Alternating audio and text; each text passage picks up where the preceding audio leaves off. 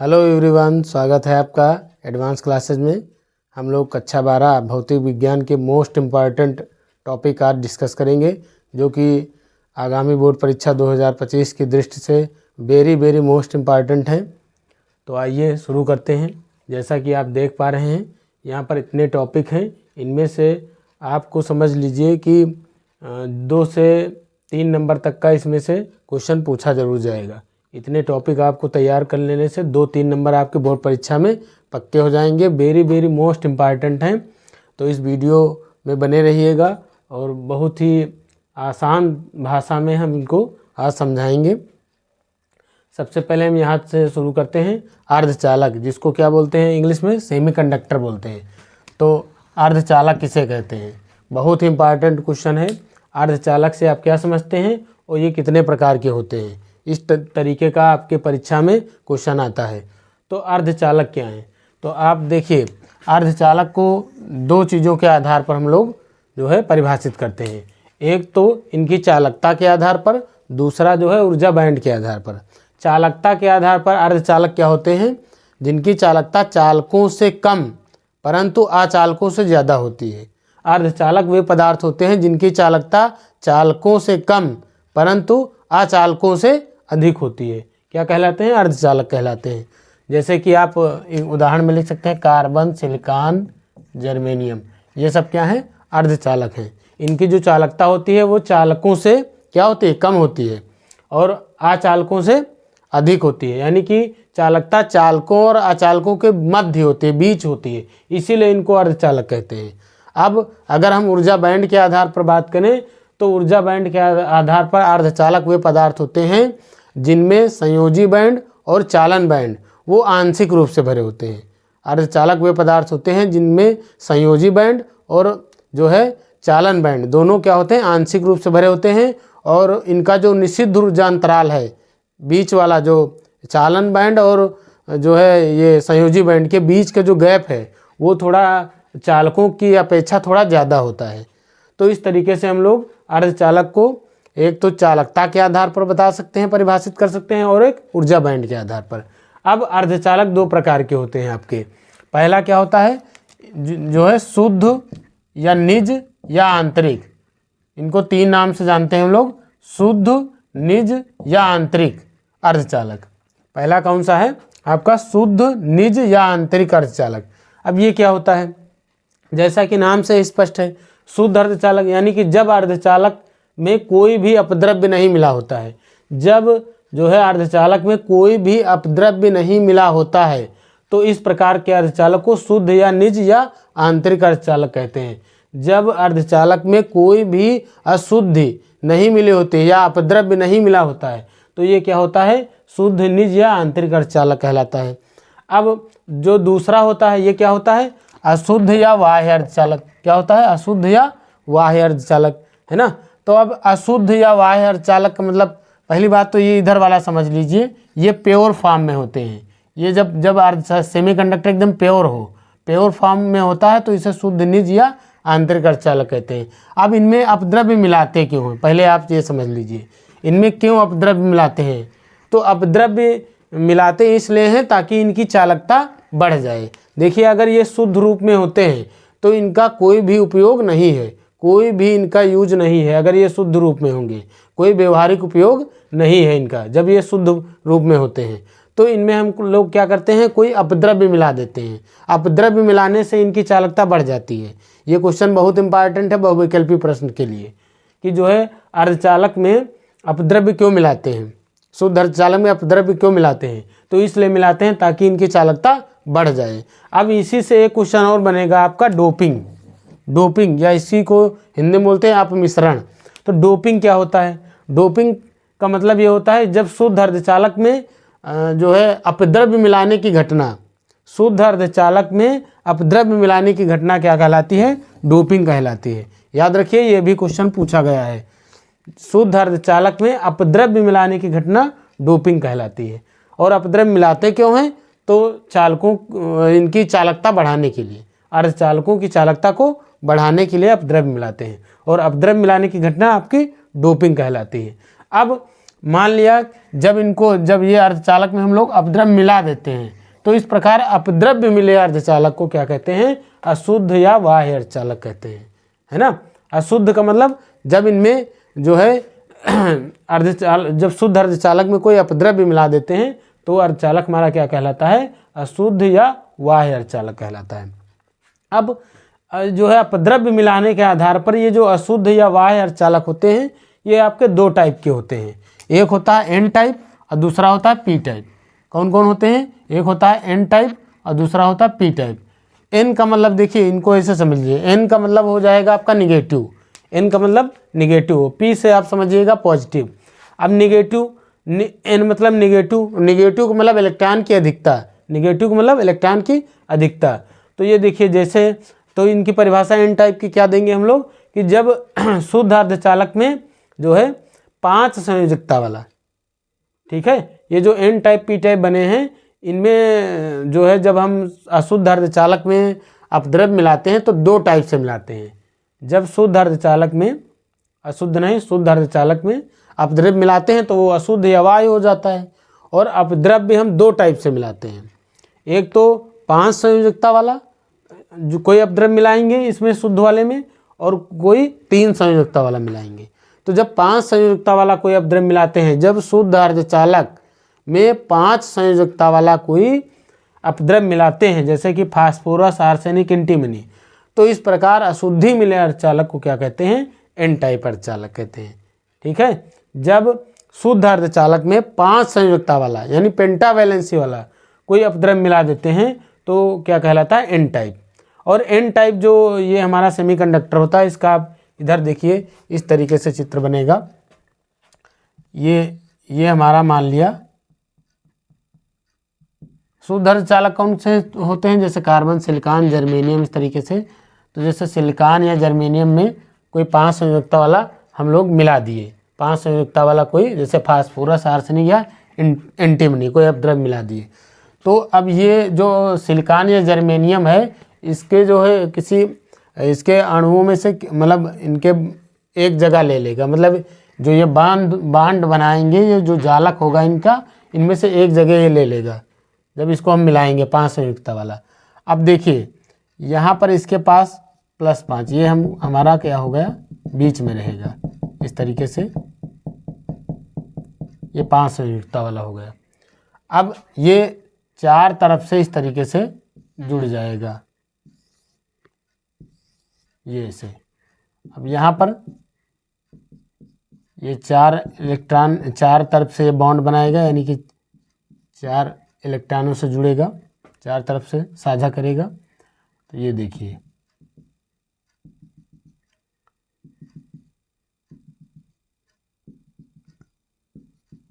इस तरीके से इसकी संरचना बनेगी कुछ। इधर वाला इधर के साथ आगे इसी तरह जुड़ता चला जाएगा।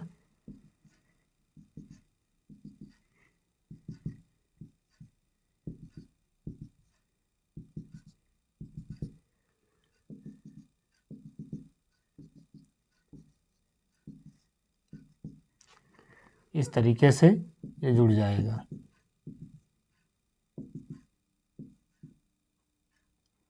और यहाँ सब एक एक इलेक्ट्रॉन है, क्योंकि 4 तरफ से जुड़ेगा, एक एक इलेक्ट्रॉन, 4 इलेक्ट्रॉनों का साझा करके सहसंयोजी बंध बना लेते हैं ऐसे, इस तरीके से। तो यहाँ पर ये संरचना है जो है ये एन टाइप की।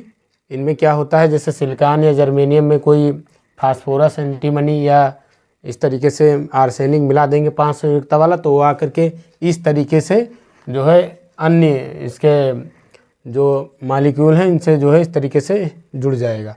अब ये हमारा कोई ये अपद्रव्य वाला है, ये अपद्रव्य वाला परमाणु है, और यहाँ पर आप देख पा रहे हैं इसके पास एक इलेक्ट्रॉन ज़्यादा हो गया, एक इलेक्ट्रॉन इस तरीके से ज़्यादा हो जाएगा, और इस इलेक्ट्रॉन को यानी मुक्त हो जाएगा एक इलेक्ट्रॉन, इसको बोलेंगे हम लोग मुक्त इलेक्ट्रॉन। क्या बोलेंगे? मुक्त इलेक्ट्रॉन। और ये जो ये वाला हमारा परमाणु है इसको बोलेंगे दाता परमाणु। क्या बोलेंगे? दाता परमाणु, क्योंकि ये इलेक्ट्रॉन दे देता है ना, ये इलेक्ट्रॉन दे दिया है इसने, इसलिए इसको बोलते हैं दाता परमाणु। और जहाँ से जो इलेक्ट्रॉन एक मुक्त हो गया उसको बोलेंगे, यानी निकल गया, उसको बोलेंगे मुक्त इलेक्ट्रॉन। तो इस तरीके से आप देख पा रहे हैं ये संरचना हो जाएगी। इसको अगर इस तरीके से हम ऐसे बनाएं तो इस तरीके से आप देख पा रहे हैं यहाँ पर क्या हो जाएगा, एक इलेक्ट्रॉन मुक्त हो जाएगा और इलेक्ट्रॉन पर क्या होता है, नेगेटिव चार्ज। इस तरीके से ये मुक्त इलेक्ट्रॉन है और यहाँ पर क्या रहेगा, प्लस। तो यहाँ पर ये जो ये है ये क्या हो जाएगा हमारा मुक्त इलेक्ट्रॉन। ये क्या है, मुक्त इलेक्ट्रॉन। और इसको क्या बोलेंगे, दाता आयन। दाता आयन बोलेंगे, इनको क्या बोलेंगे, दाता आयन। तो दाता आयन मुक्त इलेक्ट्रॉन, इस तरीके से हम बना सकते हैं। तो ये हमारा स्ट्रक्चर हो गया इसका एन टाइप का। तो एन टाइप सेमीकंडक्टर अगर आ गया कि एन टाइप सेमीकंडक्टर से आप क्या समझते हैं, तो आपको यह लिखना है कि जब शुद्ध अर्धचालक में 5 संयुक्ता वाला, जैसे फास्फोरस, आर्सेनिक, एंटीमनी वाला कोई अपद्रव्य मिला देते हैं, तो इस प्रकार अपद्रव्य मिले अर्धचालक को क्या कहते हैं, एन टाइप सेमीकंडक्टर कहते हैं। और इसमें इलेक्ट्रॉन देख लीजिए, इलेक्ट्रॉन बहुसंख्यक हो जाएंगे आपके। यहाँ पर इलेक्ट्रॉन इसमें बहुसंख्यक होते हैं और आवेश वाहक का कार्य करते हैं, है ना। इस तरीके से आप देख सकते हैं। और जो इलेक्ट्रॉन मुक्त हुआ है उसे मुक्त इलेक्ट्रॉन बोलेंगे।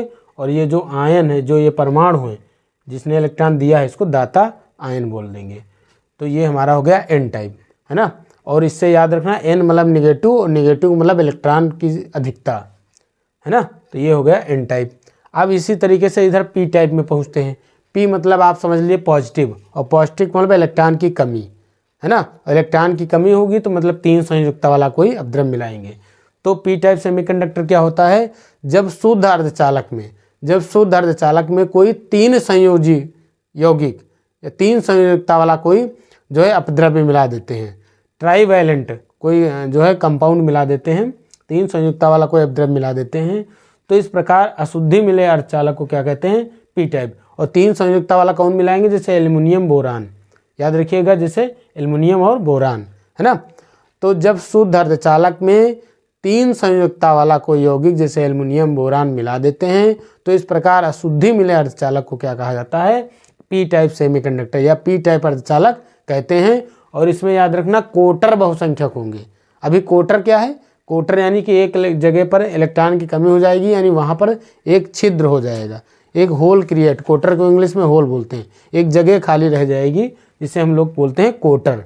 और कोटर कैसे होते हैं, पॉजिटिव होते हैं। तो पी टाइप जो हमारा अर्धचालक होगा उसमें क्या होंगे, बहुसंख्यक कौन होगा, कोटर होते हैं और आवेश वाहक का काम करते हैं, है ना। अब इनकी संरचना अगर हम इधर बनाएं तो यहाँ पर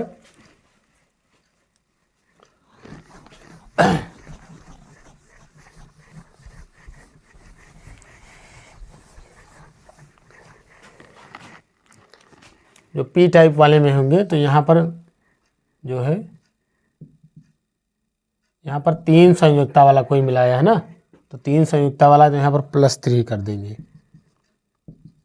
और बाकी इधर जिसमें मिलाए हैं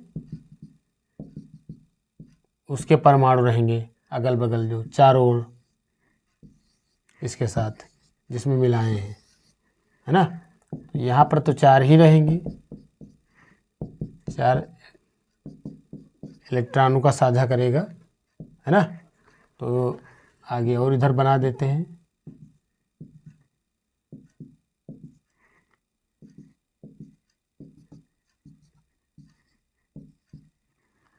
इस तरीके से आप देख पा रहे हैं, ऐसे इस संरचना इसकी बनेगी। इधर भी बना सकते हैं ऐसे। अब यहाँ पर देखिए, ये सब जगह पर 4-4 इलेक्ट्रॉन रहेंगे और चारों तरफ से कोवैलेंट बॉन्ड बनाएंगे।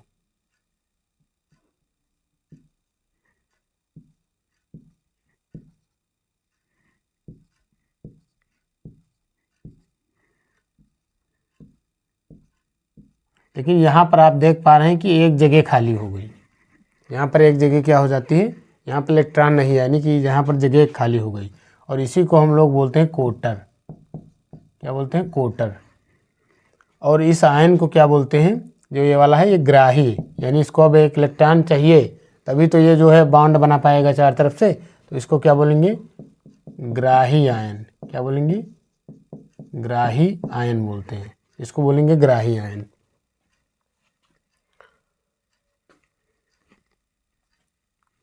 अब इसको अगर हम इकट्ठे इस तरीके से बनाएं,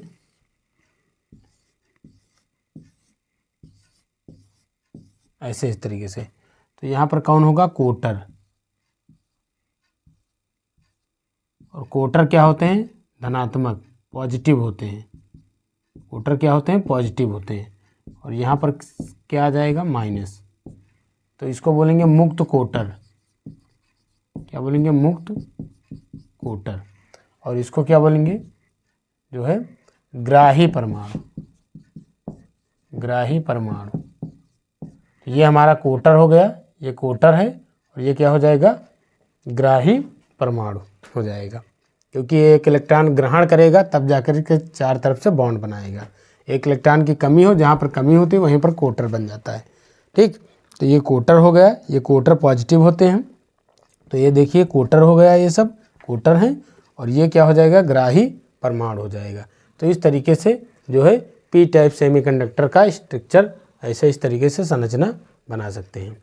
तो आप समझ गए होंगे बहुत ही अच्छी तरीके से कि एन टाइप सेमीकंडक्टर कब बनता है और पी टाइप सेमीकंडक्टर कब बनता है। एन टाइप में कौन आवेश वाहक होता है, कौन बहुसंख्यक होता है, पी टाइप में कौन आवेश वाहक होता है, कौन बहुसंख्यक होता है। इस तरीके से आप समझ गए होंगे। अब आगे हम लोग बढ़ते हैं। ये इस तरीके से पूरा अर्धचालक और चालक के प्रकार, और ये जो अशुद्ध हैं रूप में है, इनके भी प्रकार, इस तरीके से आप बड़े ही आसानी समझ सकते हैं। अब बात करेंगे हम लोग, आगे बढ़ते हैं पीएन संधि डायोड की। पीएन संधि डायोड क्या है?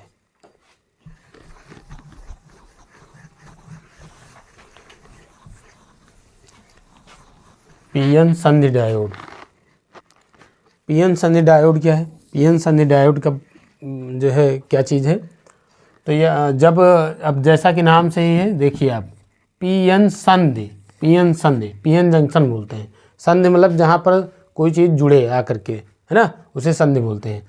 तो अब आप अगर पीएन संधि डायोड की डिफिनीशन आ गई तो कैसे लिखेंगे कि जब एक पी प्रकार के अर्धचालक और एन प्रकार के अर्धचालक को आपस में जोड़ दिया जाता है, आपस में जोड़ के, यानी कि आपस में जोड़ के मिला के इस तरीके से युक्त बनाते हैं या मिला के रख दिया जाता है ना।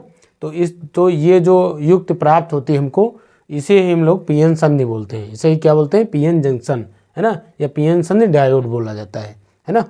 जब पी प्रकार के अर्धचालक और एन प्रकार के अर्धचालक, जब एक पी प्रकार के अर्धचालक और एक एन प्रकार के अर्धचालक दोनों को आपस में जोड़ दिया जाता है, तो जो युक्त प्राप्त होती है उसे ही पीएन संधि डायोड बोलते हैं, याद रखिएगा।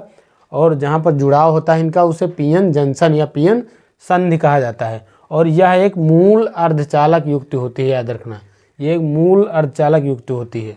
ठीक, और ये, और इसके बारे में और लिखा जाता है कि ये एक अर्धचालक क्रिस्टल होता है। तो इतना आपको नहीं लिखना, बस मेन वही है कि जब एक पी प्रकार के अर्धचालक और एन प्रकार के अर्धचालक को आपस में जोड़ दिया जाता है तो जो युक्त प्राप्त होती है उसे पीएन संधि डायोड कहते हैं, और जहाँ पर ये जुड़ते हैं उसे पीएन संधि कहते हैं। तो ये पीएन संधि डायोड हो गया। अब पीएन संधि डायोड देखिए कैसे बनेगा। पीएन संधि डायोड, अब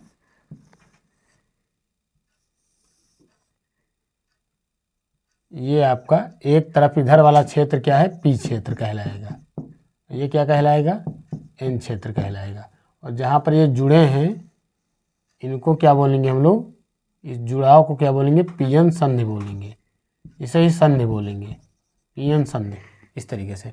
अब पी क्षेत्र में हमने क्या बताया था, कौन जो है बहुसंख्यक होता है?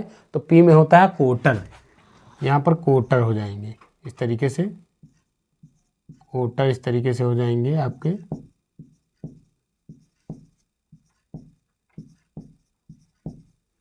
और इसमें क्या होते हैं? इलेक्ट्रॉन होते हैं। इसमें क्या होते हैं? इलेक्ट्रॉन होते हैं। एन क्षेत्र में कौन होते हैं? इलेक्ट्रॉन बहुसंख्यक होते हैं और आवेश वाहक का कार्य करते हैं। देखिए, कोटर को आप इस तरीके से रिप्रेजेंट करेंगे, इलेक्ट्रॉन को इस तरीके से रिप्रेजेंट करेंगे।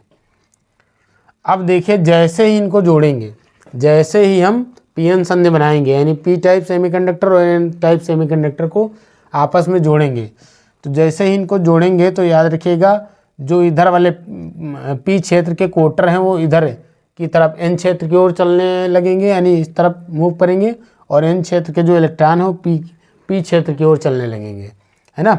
अब ये आकर के संधि के पास जो है आकर के मिलेंगे, और ये चूँकि क्वार्टर पॉजिटिव हैं और इलेक्ट्रॉन निगेटिव हैं तो ये क्या कर देते हैं, मिल करके एक दूसरे को जो है उदासीन भी कर देते हैं। तो इस तरीके से आप देखेंगे कि यहाँ जो ये संधि है इसके आसपास एक ऐसा रीजन आ जाएगा, ये थोड़ा इधर बना लेंगे, इस संधि के आसपास एक ऐसा रीजन आ जाएगा इनके बीच में जहाँ पर कोई आवेशवाहक नहीं होगा, जहाँ पर कोई आवेशवाहक नहीं होगा। यहाँ पर देख पा रहे हैं आप, यहाँ पर कोई भी आवेशवाहक नहीं होगा। ये पी क्षेत्र में कौन थे, ग्राही वाले थे, और एन क्षेत्र में कौन थे, दाता वाले। सिर्फ परमाणु होंगे, पी क्षेत्र के परमाणु, एन क्षेत्र के परमाणु, लेकिन आवेशवाहक यानी यहाँ पर इस संधि के आसपास इस वाले एरिया में कोई ना तो क्वार्टर होगा ना ही इलेक्ट्रॉन होगा, यानी कोई आवेशवाहक नहीं होगा। और इसी परत को यानी कि यहाँ पर जो ये एक जो हमारा ये पूरा यहाँ से यहाँ तक का एरिया हो गया, यहाँ से यहाँ तक का भाग, इसे ही बोलते हैं अवक्षय परत। इसे क्या कहते हैं, यहाँ से यहाँ तक इसको बोलते हैं अवक्षय परत, अवक्षय परत कहते हैं। इसे ही क्या कहते हैं, अवक्षय परत। तो अवक्षय परत क्या है, अवक्षय परत अगर आ जाए इम्पॉर्टेंट है, पूछी जाती है कि अवक्षय परत से आप क्या समझते हैं, तो आप यही बताएंगे कि संधि के आसपास का वह क्षेत्र जहाँ पर कोई आवेशवाहक नहीं होता है, वहाँ पर कोई आवेशवाहक नहीं होता है। संधि के आसपास का वह एरिया जहाँ पर, वह क्षेत्र जहाँ पर कोई आवेशवाहक नहीं होता है, अवक्षय परत कहलाती है। तो ये देखिए ये अवक्षय परत हो गई। अब देखिए फिर आगे बात करेंगे, यहाँ से जैसे एन क्षेत्र में क्या होगा कि कुछ क्वार्टर इधर आकर के यहाँ पर आकर के इकट्ठा हो जाएंगे एन क्षेत्र में, और एन वाले के इलेक्ट्रॉन इधर आकर के इकट्ठा हो जाएंगे पी क्षेत्र में। इस तरीके से यहाँ पर इधर जो है क्वार्टर हो गए, इधर इलेक्ट्रॉन हो गए। तो आप देख पा रहे हैं कि इस तरफ क्वार्टर है यानी कि ये प्लस वाला पूरा बन गया, इधर क्या हो जाएगा माइनस, यानी यहाँ पर इलेक्ट्रॉन है। तो ये प्लस से माइनस की ओर अंदर की ओर एक जो है इलेक्ट्रिक फील्ड उत्पन्न हो जाएगा, विद्युत क्षेत्र, जिसको बोलेंगे हम लोग ई आई। ई आई मतलब इंटरनल इलेक्ट्रिक फील्ड, ई आई का मतलब इंटरनल इलेक्ट्रिक फील्ड जनरेट हो जाएगी, है ना। और जैसे ही इंटरनल इलेक्ट्रिक फील्ड जनरेट हो जाएगी यानी कि जो अवक्षय परत के दोनों सिरे हैं ये, इन पर विभवांतर उत्पन्न हो जाएगा, है ना। क्या हो जाएगा, विभवांतर। तो अवक्षय परत के सिरों पर उत्पन्न विभवांतर को ही क्या कहते हैं, विभव प्राचीर कहते हैं। अवक्षय परत के सिरों पर उत्पन्न विभवांतर, अवक्षय परत के सिरों पर उत्पन्न विभवांतर हमारा क्या कहलाता है, विभव प्राचीर कहलाता है। और अब विभव प्राचीर का जो मान होता है, जो विभव प्राचीर होती है, विभव प्राचीर का मान जर्मेनियम डायोड के लिए 0.3 वोल्ट होता है और सिलिकॉन के लिए 0.7 वोल्ट होता है। विभव प्राचीर का जो मान होता है वो जर्मेनियम के लिए कितना होता है, 0.3 वोल्ट होता है, और सिलिकॉन के लिए कितना होता है, 0.7 वोल्ट होता है। और आपकी जो ये अवक्षय परत है इसकी जो मोटाई है ये होता है 10⁻⁻6 मीटर। अवक्षय परत की मोटाई 10⁻⁻6 मीटर कोट की होती है। और विभव प्राचीर का मान जर्मेनियम के लिए 0.3 वोल्ट और सिलिकॉन के लिए 0.7 वोल्ट होता है। और अर्धचालक के बारे में एक बात और बता दें कि वो अर्धचालकों का जो प्रतिरोध है वो ताप के बढ़ने पर घट जाता है। अर्धचालकों का प्रतिरोध ताप के बढ़ने पर घट जाता है, और 0 केल्विन, जिसको हम लोग परम शून्य ताप बोलते हैं, 0 केल्विन पर ये अर्धचालक जो है किस तरह व्यवहार करते हैं, कुचालक की तरह, कुचालक या आचालक, कुचालक या आचालक, है ना, या विद्युत रोधी भी कहते हैं इनको। तो 0 केल्विन पर जो है या परम शून्य ताप पर ये क्या करते हैं, अर्धचालक किस तरह व्यवहार करते हैं, विद्युत रोधी या कुचालक या आचालकों की भांति व्यवहार करते हैं। तो इस तरीके से जो है आप बड़ी ही आसानी से ये पूरे टॉपिक समझ सकते हैं, और ये बहुत ही परीक्षा की दृष्टि से बहुत इम्पॉर्टेंट हैं। तो इस तरीके से आप जो है इनको कई बार पढ़िएगा, और इस वीडियो को कई बच्चों तक, कई स्टूडेंट तक शेयर कर दीजिएगा, और अगर वीडियो पसंद आया होगा तो लाइक कर दीजिएगा, कमेंट कर दीजिएगा और चैनल को सब्सक्राइब ज़रूर कर दीजिएगा। अब चैनल यहाँ पर देखिए, आप एडवांस क्लासेस जो है आप यूट्यूब पर सर्च करेंगे तब भी ये आ जाएगा, और या फिर जो है यूट्यूब पर @एडवांस क्लासेस 0 इसको आप सर्च करेंगे तब भी ये चैनल खुल के आ जाएगा। @एडवांस क्लासेस 0, इसके बीच में कहीं गैप ना दीजिएगा, एडवांस क्लासेस के बीच में गैप मत दीजिएगा और लास्ट में यहाँ 0। तो @एडवांस क्लासेस 0 को सर्च करिएगा या फिर एडवांस क्लासेस। ठीक है, तो ये बहुत ही इम्पॉर्टेंट टॉपिक थे जो कि पेपर में कई बार पूछे गए हैं। तो इस वीडियो में यहीं तक, बाकी अगले वीडियो में हम लोग इससे रिलेटेड, इस चैप्टर से रिलेटेड जो है आगे क्वेश्चन सॉल्व करेंगे। धन्यवाद।